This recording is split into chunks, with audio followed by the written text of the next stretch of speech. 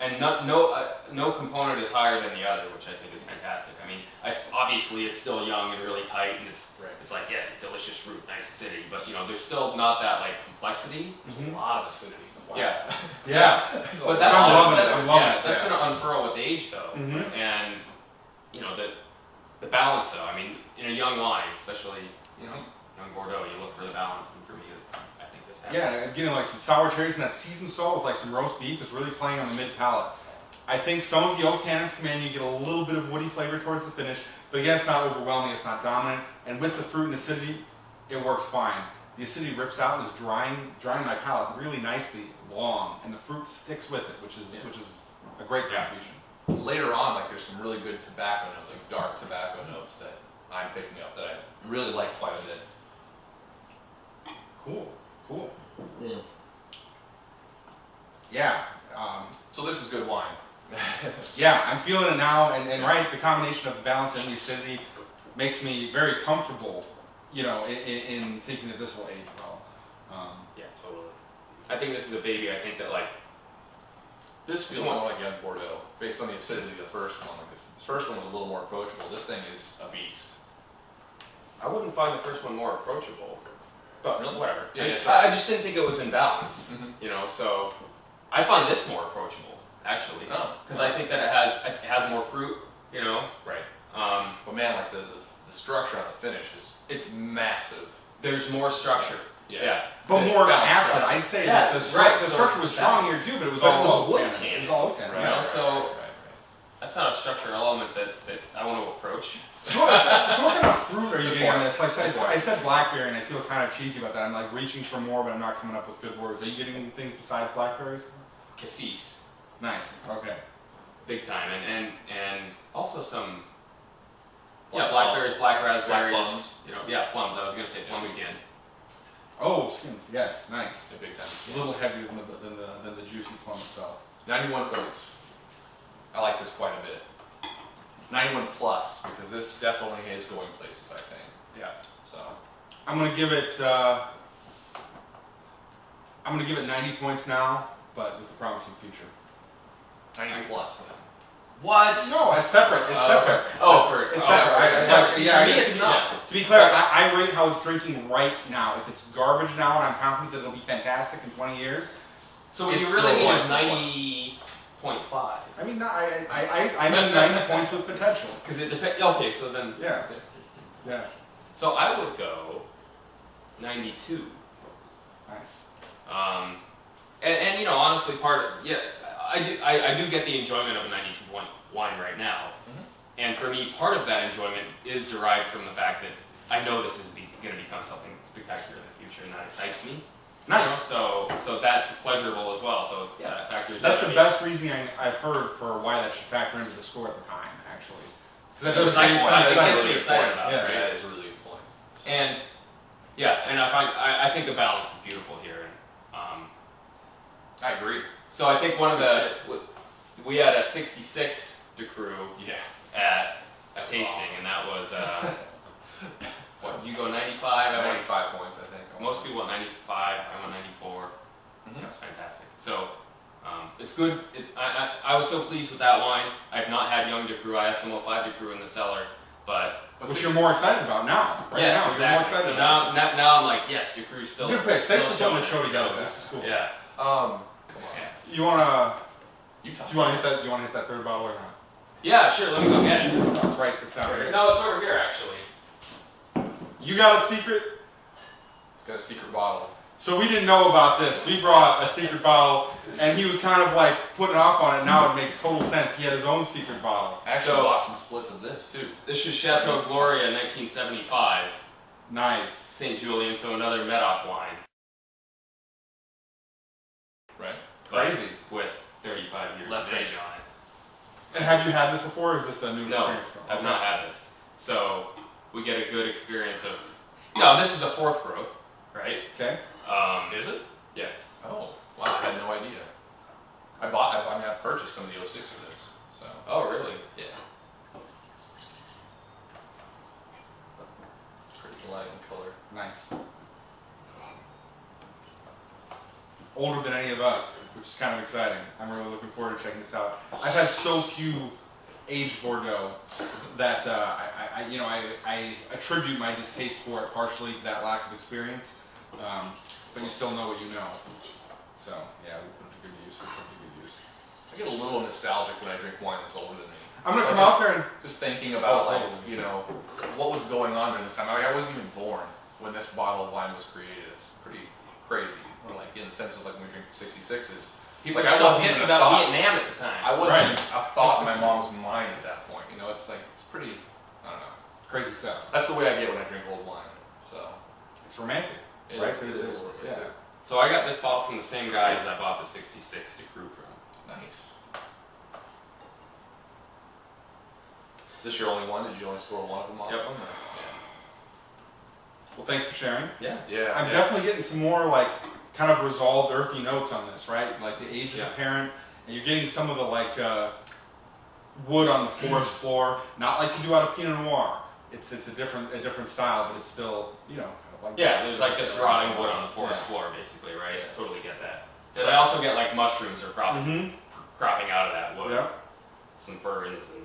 I've been over at Jesse's house digging dirt out of the side of his house. Yeah. And they along the foundation of his house they put wood, and over time, right, that wood rotted. Totally. And this actually smells quite a bit like all that wood we just ripped out of the side of his foundation. It's like just decomposed wood. Like it just comes off in splinters and just In dark crumbles. earth, right? Because the Yeah. dark earth there Right. too, yeah. Yeah. It smells a lot like that actually. So you know what though, on that sip right there, or nose, there is also some like very slight bright strawberry. I can see that. I'm getting like some like It's cooked like down, right at the tail. cooked down tomato with a little bit of balsamic vinegar on it, right? Balsamic, I can totally Yeah, see like that, which I think is attributed to a little bit of the acidity that's still present in the wine. There's some fresh strawberry going on there. I do agree with that. This tastes really nice. It's drinking well. Wow, the balsamic totally plays out on the mid palate.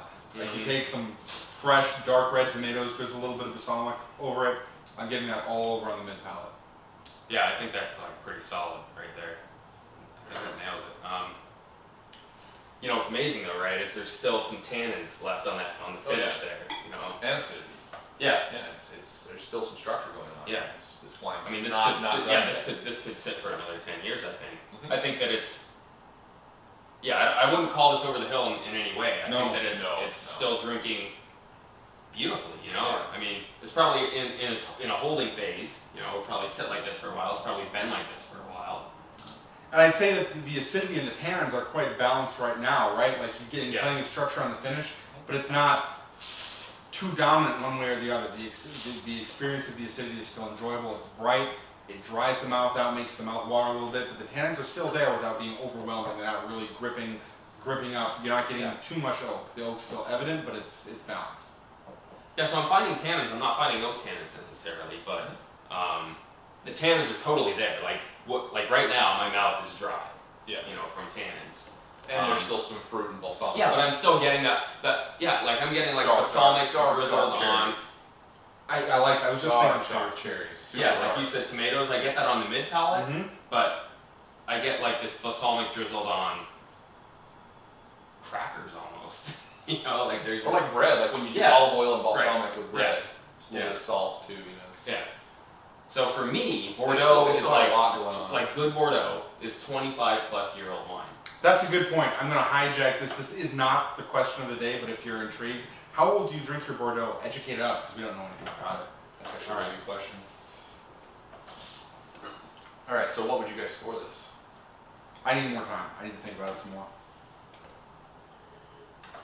The cool thing about it though is like, this is such, you look at this and you're, Gloria, it's a fourth growth, which, should be good, right? But Gloria also kind of has a down reputation. Yeah. But, I read about it on my person. it's a solid wine, It is. I mean, the 35-year-old bottle of wine, I mean. It's so good. It's really good. Yeah. This is what I like about Bordeaux is like, I guess typically with how much I've drank of like Cabernets and Merlots, especially when you're talking about New World stuff, is that sometimes they tend to they're like very strong and very powerful.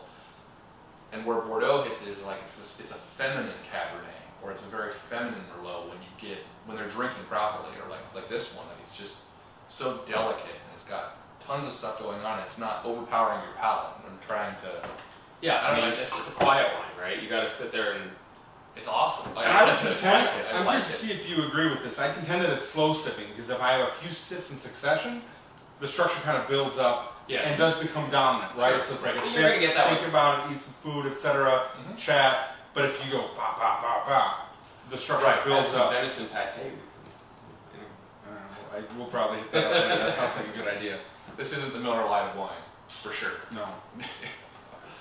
So I think I mean, it doesn't have like this. I think has more complexity and more richness and all of that. But this is going to become a better wine than this is today. What would I rather have today? Well done. No. I'm gonna go 91 points on this as well. Oh wow. I really like this. I think it's drinking awesome. I mean, there's complexity, there's good flavor, there's an excellent finish. I do agree with you, the structure rises up too much on the finish if you hit it multiple times. But I give myself 2 or 3 minutes, I take a sip, and I'm reminded as why I think this is a very nice wine right now. So that's my take on it. And you know about that structure. We talk about the structure in this wine, and the structure is going to resolve in this wine to become a more luscious, delicious wine. This one, you're not going to get that. If you let this wait any longer, the fruit's going to be gone, I think. I mean, I think it's going to hold for a while, but when we talk about the structure being there, yeah, it is. And I think the structure is going to outlast the fruit in this wine. Whereas this one, you know, I think the fruit's going to blossom. Of course, it's so young. But here, you know, yeah, the structure's there. I like that. I like that a lot. Yeah, but right now, it's drinking awesome. It's drinking really good. I think that's what's funny, right? You got a 4th growth from a decent vintage, but not a spectacular vintage. 35-year-old drinking beautifully, right? Yeah. That's why Bordeaux kicks ass, Dan. Well, why was that on? So what's your score? Oh, I'm gonna go.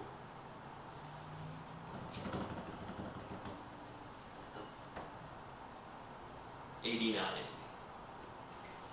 You're making me feel better because I'm actually I'm gonna go 90 minus, a little bit higher even, but I cannot deny that I'm affected by the excitement and the novelty of drinking wine from 1975. That's awesome. The fact that it's drinkable and enjoyable in its own right is great. If this was poured totally blind for me, that'd be removed, it would totally suffer. So here I am coming out and saying, you know, like it's not an objective experience, right? When you know what something is and when it's got a cool story behind it, it affects your experience of the wine. And yeah, if this were blind, I'd probably drop it down a little bit. Knock that out of your head. No, you can't escape it. You cannot escape it. There's no way. Sure you can. The wine, What do you think you would score this blind? 88? yeah, Really? I'd probably, well, 88, 89, somewhere in there. Okay. Somewhere in there blind. But, I would hope I would score this 89 blind. I think I would. I think I would score 90 at least blind, 89, 90. But, I don't know. yeah, but for what that's worth, that's where I'm at. I'm gonna give it 90 minus That's another now. good question. Yeah, because it is well put together, and you know, philosophically, you know, this is one of the big wine nerd fights, right? Like, can you be objective about this stuff? Like, how far can you remove it? And my contention is, you can't. It's a part of the experience, right? If you're sitting down, hanging out with the winemaker on a perfect day, overlooking the vineyard, that wine's tasting better than if you taste it. If you taste it in a lineup of 20 at a store that you don't like, you know, just pop, pop, pop, pop, pop. You know, the experience isn't the same. The experience isn't the same. But 90 minus, still a fantastic experience. Thanks for bringing it up. Thanks for having that. Yeah. So question today. That's basically how we end up. Do you have a question? Yeah. I even gave him a warning before we started the show, so like half an hour. I'm gonna change it though, actually. Nice. Based on this. So, our friend Gary Vaynerchuk likes to say that he's changing the wine world.